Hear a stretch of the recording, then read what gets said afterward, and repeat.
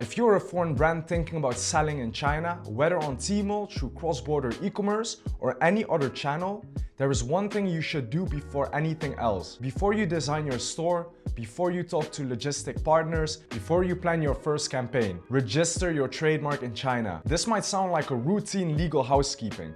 It's not. For many European brands, trademark registration in China is one of the highest stakes decisions they'll make, and the consequences of getting it wrong or getting it late can derail an entire market entry. In this video, I'll explain why China trademark system works differently from what you're used to, what the registration process looks like, and the specific mistakes that cost brands control of their own name. Why China is different. China operates a first-to-file trademark system. This is the single most important thing to understand. In most European countries, for instance like the EU, US, or in Australia, if you've been using a brand name in commerce, that prior use gives you some legal protection. Someone can't just register your name and claim it as their own if you can show that you were using it first. China doesn't work that way. In China, whoever files first generally owns the trademark. It doesn't matter who created the brand. It doesn't matter who's been selling under that name for 50 years. It doesn't matter how well known you are internationally. If someone else files your brand name at China Trademark Office before you do, they own it. This creates a specific and very real vulnerability for foreign brands. So let's move on to the squatter problem. There is an entire industry built around this vulnerability. Trademark squatters, both individuals and companies,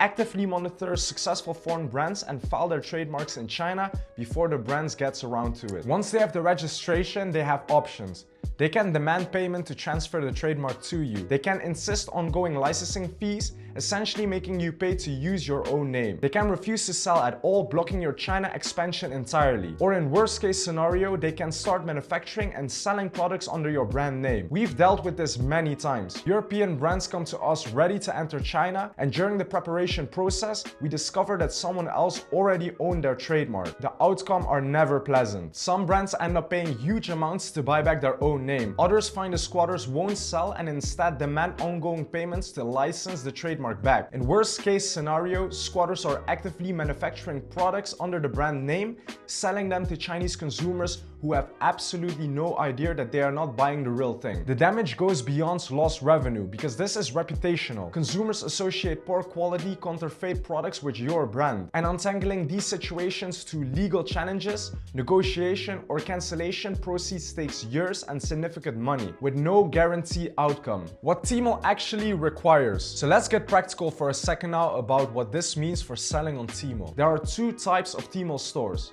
First one is cross-border and the other one is domestic.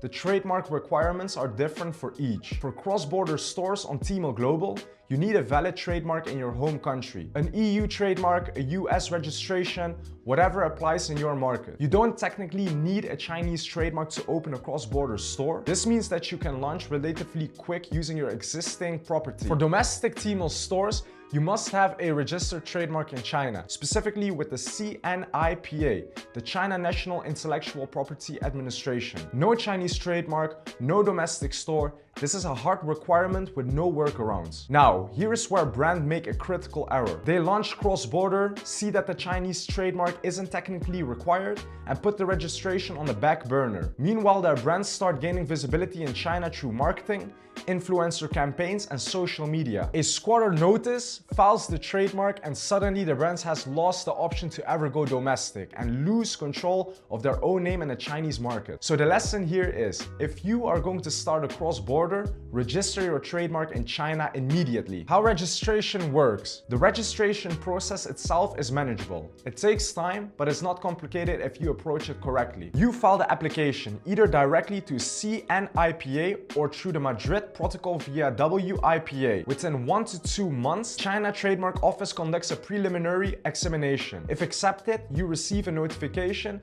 and from that point, your trademark is effectively protected. No one else can register the same mark. Then there is a 3-month publication period where third parties can file oppositions. After that, assuming no challenges, you receive the registration certificate. So total timeline, roughly 8 to 12 months from filing. Practical protection begins at the acceptance stage, around 1 to 2 months in. So while the full process takes better part of a year, the window of vulnerability is relatively short once you have filled it. As for the filling path, we generally recommend direct filling through CNIPA for brands focused on China. It is faster and cheaper than a Madrid protocol route. You will need a Chinese agent to file on your behalf, but the process is well established. The WIPO route makes more sense if you are registering in many countries simultaneously, but for China specifically, direct filling is the more efficient path. Now, and this is where I want to be very direct. There is a mistake that we see is entirely preventable and absolutely devastating when it happens. Brands let someone else register their trademark on their behalf, whether a distributor, an agency, or a local partner, and that entity register it on their own name. Sometimes it's framed as helpful, we'll handle the registration for you, it's simpler this way. Sometimes it's presented as necessary. You need a local entity, so we'll register it under ours. Regardless of the framing, the results are the same. Someone else owns your brand in China. And when that business relationship changes, when you want to switch partners or there is a disagreement or the partner's priority shifts, they hold all the cards. So the rule is simple here. Your company must be the registered owner of the trademark.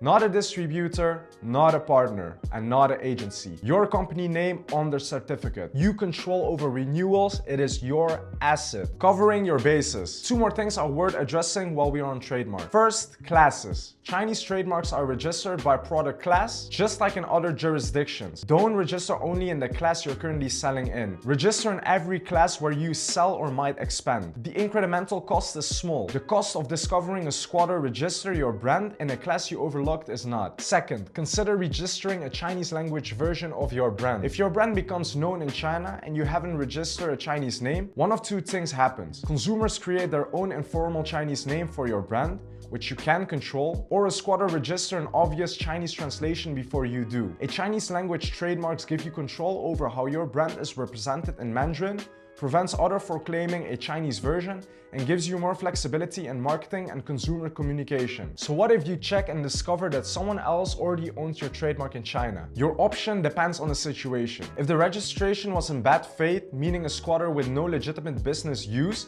you can challenge it through opposition or cancellation proceedings. This is possible but slow. It typically takes 2 to 3 years, requires evidence of bad faith, and the outcome isn't guaranteed. If the holder is willing to sell, you can negotiate a purchase or transfer. The transfer itself takes about a month once the terms are agreed, but the purchase price varies enormously depending on the other party's leverage and willingness to deal with it. If they won't sell or settle, your option narrows considerably. Rebranding for the Chinese market is expensive and often impractical. Legal action is expensive, slow, and uncertain. Accepting limited operation is sometimes the only realistic path, all of which reinforces the core message. Prevention is vastly cheaper and more reliable than any remedy after that fact. So here's where this leaves you. China first to file system means that your trademark is not protected until you register it there. Your international reputation, your decades of brand history, and your existing trademarks in other countries, none of that matters in China until you file. The registration process is manageable, a few $1,000s,